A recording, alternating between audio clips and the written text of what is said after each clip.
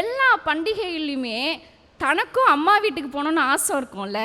ஆனால் தன்னுடைய கணவன்மார்கள்லாம் தன்னுடைய பிள்ளைகளையும் மனைவியும் கூட்டிகிட்டு அவங்களுடைய அம்மா வீட்டுக்கு கூட்டிகிட்டு போகும்போது சிரிச்ச முகத்தோடு உள்ளுக்குள்ள ஏக்கத்தோட பரவாயில்ல மாமியார் மாமனார் வீடாக இருந்தாலுமே அதை முழு மனசோடு ஏற்றுக்கிட்டு அந்த மன பாரத்தை கூட சுமந்து தாய் வீட்டை மறந்து மாமியார் வீட்டில் போய் நாங்கள் பண்டிகைகள் கொண்டாடுறோம் பாருங்க.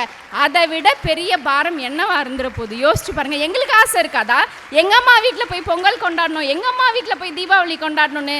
அந்த ஆசையை கூட கணவனுக்காக நாங்கள் விட்டு கொடுப்போம் நடுவர் அவர்களே.